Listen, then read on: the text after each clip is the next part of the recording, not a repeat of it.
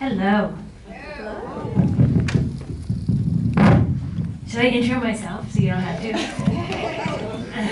Please give a round of applause for Jane Espenson.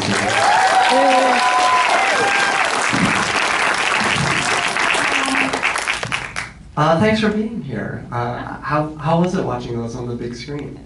It's really good. I've seen the premiere on the big screen before, at like last year's Comic-Con and other things, but this is the first time I'd seen the first episode after the pilot on the big screen. This is a show that holds the big screen. That the effects are movie-worthy effects. They don't break down when you amplify them. I'm very, very proud to be working on a show like this. It's so swell. Sometimes you get reminded. That's right.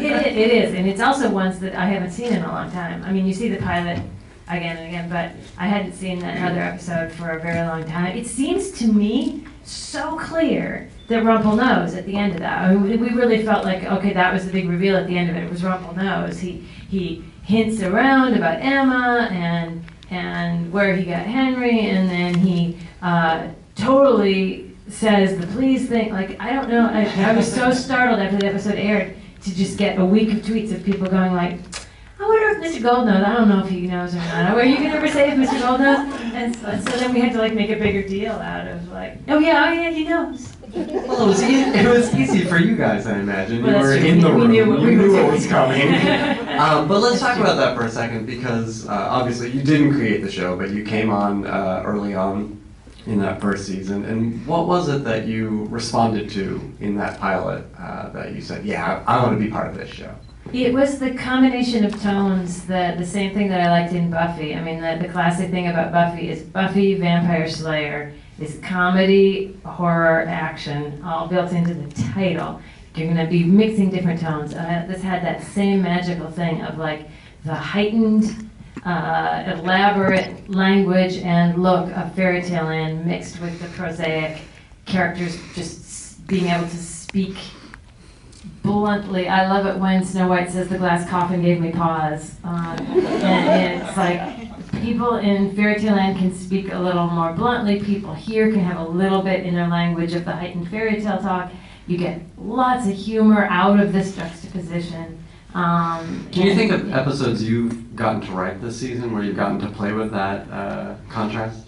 Oh yeah, totally. I mean, I try to do it in all of them. I think in particular the first one I wrote, which was the Jiminy Cricket backstory, getting to write the parents. Harry Groner played the father, and getting to write the parents who spoke very naturalistically. I don't remember if it made it into the final episode or not, but there was an ad lib when they went into the house of the young couple that turned out to be Geppetto's parents, and they go, my, that's a big ham.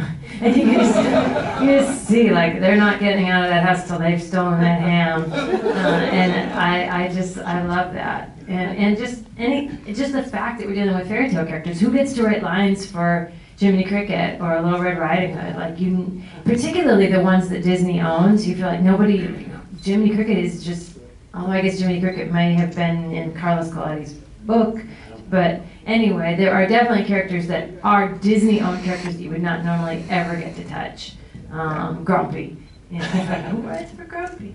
It's really, you feel like you're being privileged. You're like you're being allowed into the Disney archives. Was there a learning curve? I mean, we kind of draw these lines between science fiction and horror and fantasy, and then you've got this whole Disney aspect to this as well. So was there a learning curve in starting to understand these characters, different from maybe other shows you've worked on? I'd say it's exactly the same as other shows. You come in and you go, okay, I think I've got a handle on Mary Margaret, and then 3 episodes later you're like, I thought I got it, but I'm getting more peeling back the layers. And Rumple in particular, because we didn't know his backstory until we started writing his backstory, and you start realizing that lines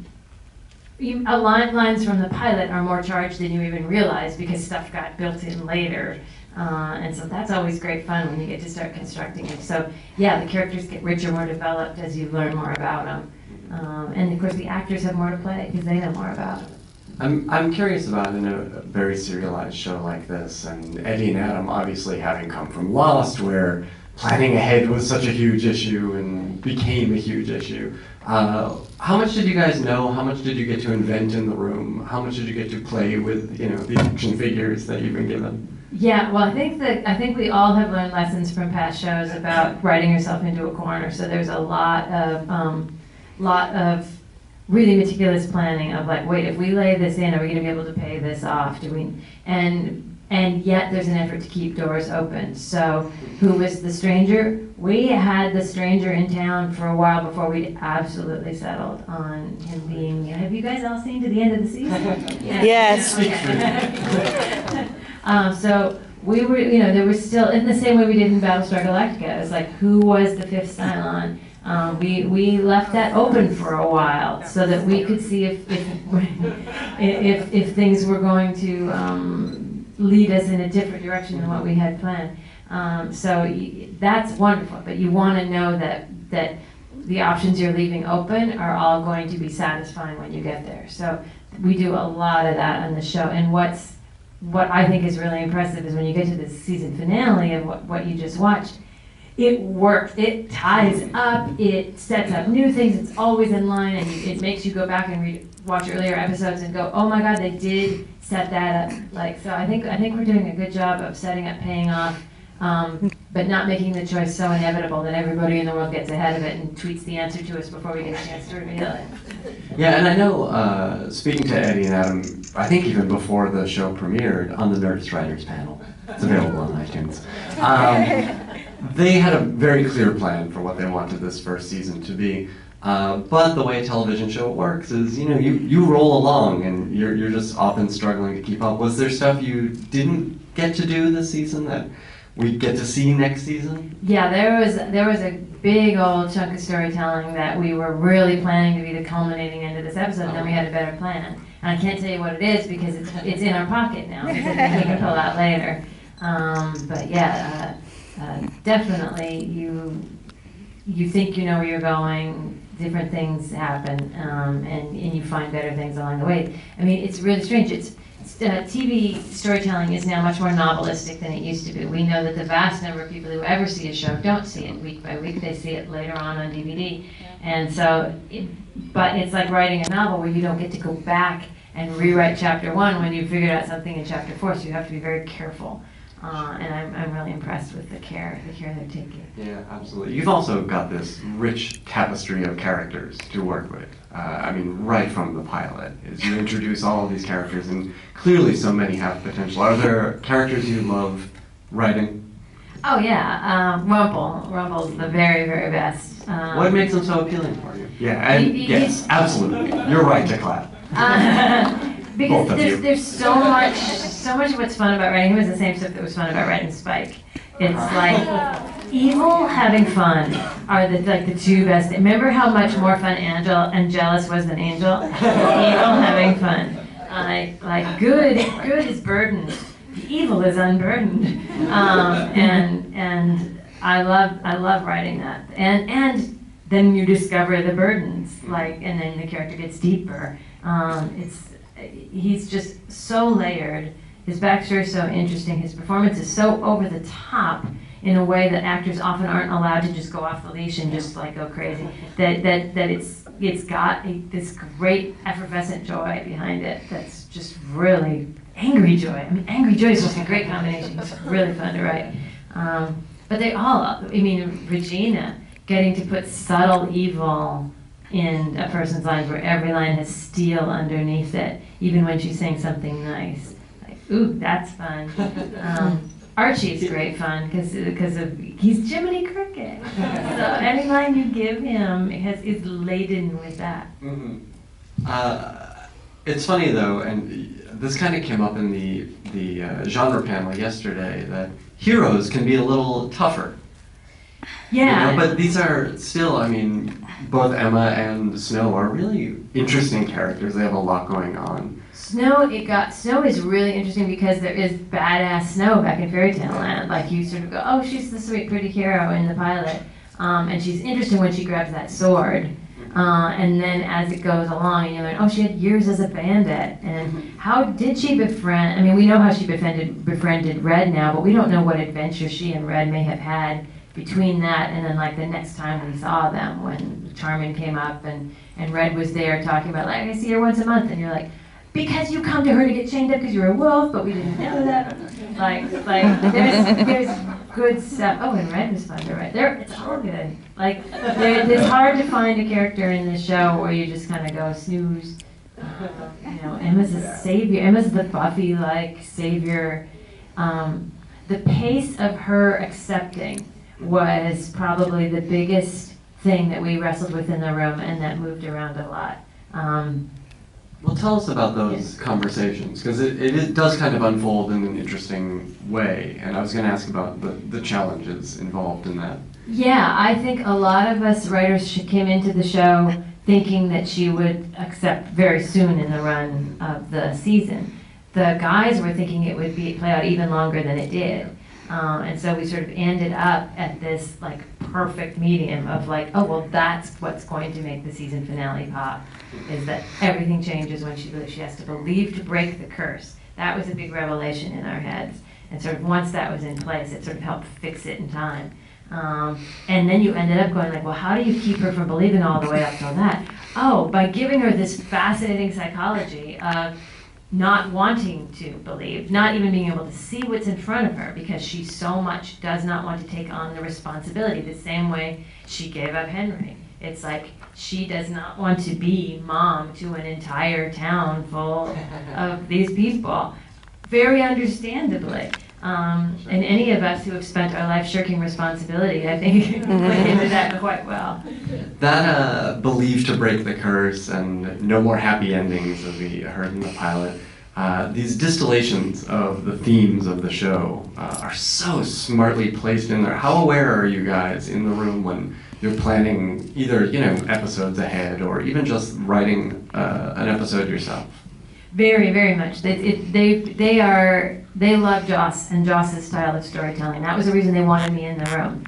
And so they have very much adopted the Joss philosophy that theme is king. What is the Buffy of it, as we used to say? What is the reason to tell this story? So we don't put stuff up on the board until we know what this episode, what function this episode serves, what theme it's about, what is the lesson we are conveying, be it for good or wrong, like a character can learn a bad lesson.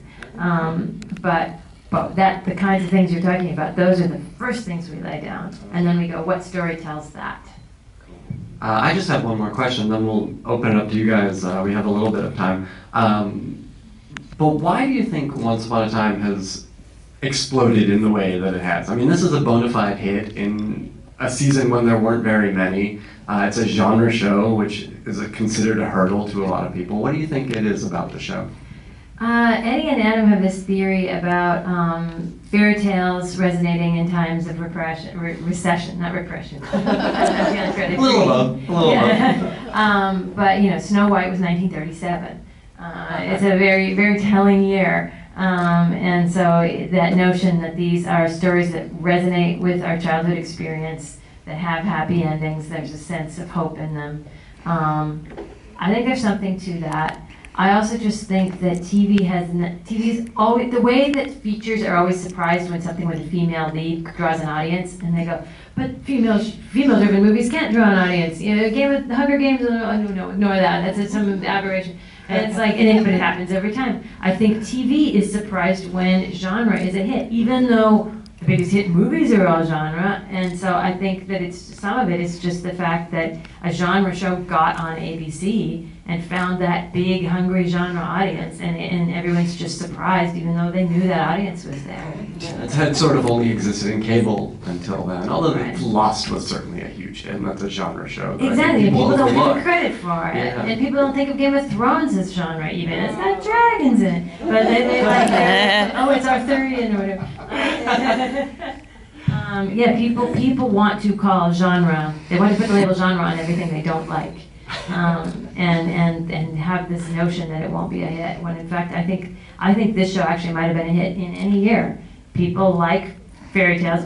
It's the same way when you see a commercial that you liked when you were a kid. Hey, Mikey, he likes it. And we all have that sense of like, Oh, I watched that at home alone. I kind of didn't think about the millions of other people who were also seeing that commercial. And when you see it again, you've got this amazing communal bonding feeling. Fairy tales are that same way. They were things you experienced alone when your mom read them to you, or you were given a book and you poured through it. And to see them shared communally, Maleficent. I remember sitting in the movie theater when I was a kid, being terrified of Maleficent, and there she is again, and you get that great feeling again. I think there's something very powerful about that. Yeah. There's also, I think, we get tickled by the holistic world now that you guys have created. That these characters know each other, and they interact, they have a shared backstory, and that's really fun for us. People really I loved, and then people loved, the Beauty and the Beast interpretation of like, yeah, it's Beauty and the Beast, and guess who the Beast is? It was Rumpelstiltskin the whole time. Those were stories about the same people. I love that, and I love world building. It's the funnest part of this. Is sort of sitting there going like, yeah, what if that was connected to this? What if this is why Fairy Tale Land has this rule of like, what is his power? Why Rumpelstiltskin is all about names. All of it, his story is about he keeps his name a secret.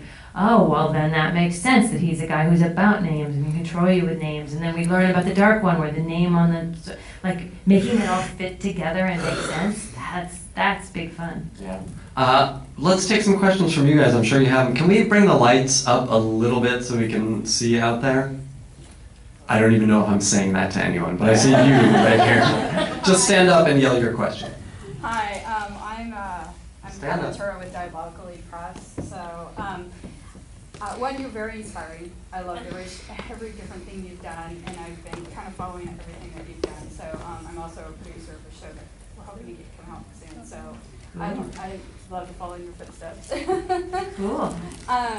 One of the things that I loved about the show was the different things, and you were playing off the different characters, and the fact that you guys have, I think Red was the one that was most conflicting, because if you look at the storyline, she really isn't all that what she is in Storybrooke. She is complete opposite of her character. And how did you guys come about that decision to make her completely opposite of what she was? Because everybody else still kind of follows along the lines. Except for her, she's like completely opposite. I think. Oh yeah. The question is that Red Riding Hood versus Ruby actually seems to have the curse seems to have actually transformed her personality and taken away the self-confidence that we saw as Red, whereas all the other characters have retained the core of their being. But I'm not entirely sure that's the case. You saw Mary Margaret's downtrodden, things will never change attitude in the pilot. That was certainly not part of Snow White. I think you've seen the terrible, terrible mistakes that Charming has made in a very non-heroic way. I think there are a number of characters whose fundamental nature was affected by the curse. So I think that happened to a lot of them, and probably ones we haven't even met yet. So I don't see her standing out in that way. What I love about Ruby is that, and I will point out that Red also found her badassedness, but she sort of started that story going like, well, I'll never get away from Granny, So what I love about that was just the contrast, getting to see Megan like switch back and forth between those characters so beautifully. I don't know. I think it works, but keep that in mind as you watch, because you may see other characters like that where the curse actually sort of got into their DNA and did a little thing, and they're just now finding themselves. In season 2, we come in, they know who they are now. So we're going to see how people deal with that transition back. So my next question is how did the writers were they completely excited the fact that they were going to be able to make dual personalities for these characters? And go the sky's the limit type thing? Yeah. I mean, sky's the limit, but within the hedges of theme that you set down for yourself. So yeah, absolutely. The fact to get to write two different versions, to write Red and Ruby in the same episode, yeah, that's a writer's joy. And it's like I get two different characters to explore with the same personality, and then when you realize that Charming was actually twins, there's two. His brother died, and then the second Charming came in. And it's like, okay, so there's David and there's James. And technically, the one we know is Charming, we don't even know what his first name is, because he wasn't James, that was the one who died. Yeah, getting to sort that all out and figure out personalities for everybody, it's fantastic. So We got to move on. We got to make sure everybody gets questions. In the hat right here, stand up. I have a really quick question and then another really quick question. So far, my favorite Swan Queen line is Regina's "How do I get the Savior to taste my forbidden fruit?" I want to know who's responsible for that line. Assign blame or credit. I don't know who wrote that. I can't remember. Do you know which episode was it in? Was it in one we just saw? No, it's one of the last lines. It was probably Eddie and Adam, but Eddie and Adam I don't think are into Swan Queen. So I think that was just their subconscious. Let's say that they may be writing Swan Queen subconsciously. Okay, and really quickly, we know that people can't leave Storybrooke, right? But we also, it seems like nobody's ever entered Storybrooke who wasn't from the fairy tale world and whatnot. So is that because they can't see it, or they just can't enter it? How does that work? We haven't established yet exactly how it is. We've talked about different versions of it's just not on the map when they go through, or just they never take that fork in the road. For some reason, they always feel compelled to go the other way. Maybe Brigadoon, maybe it floats above. But so that has not been established, but that's the kind of thing that's out there that we're aware of. How long do these conversations about the rules go on in the room? Oh my God, the beginning, now we've sort of figured out now, we've had the main conversations like that, and so we've sort of got them in their little quadrants. But yeah, the first 2 weeks of season 1, when we all came in after the pilot, the discussion about what does it mean that time was frozen, that was days and days and days of going wait, that means Mary Margaret's had the same kids in her class every year. She must have noticed. What about school pictures? Could Emma go look at school pictures? And eventually we were like, can of worms. Can of worms. Everybody's in a haze. Let's just do that. Because you start asking too many questions about it, it becomes, you're writing a dissertation on time freezing. That's not what our story is. You can't be a logic cop all the time. You can't all the time. Clearly it worked out. Clearly whatever she did worked. We've seen it. So answering every little minutia about school photos isn't going to get us anything except stuff Regina already knows. Yes, last question right here. Stand up. Hi. When I saw the backstory about the queen, I was very shocked. I was surprised, and I had to keep reminding myself it's the evil queen. Stop feeling sorry for her and stop connecting with this character. She's a queen. She's a queen. So I'm interested to hear about how that character backstory developed in your writing.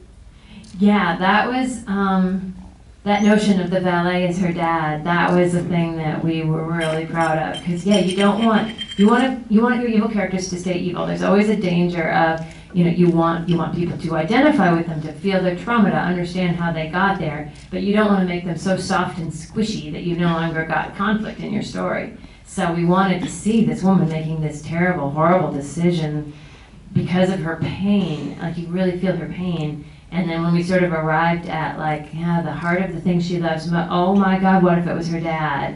And what if Henry was named after that dad? And the whole clinging on to Henry and trying to love Henry is all about filling that void that she created in her own heart out of this hatred. It's both, it's tragic, it's sympathetic, and it's still so palpably evil. So that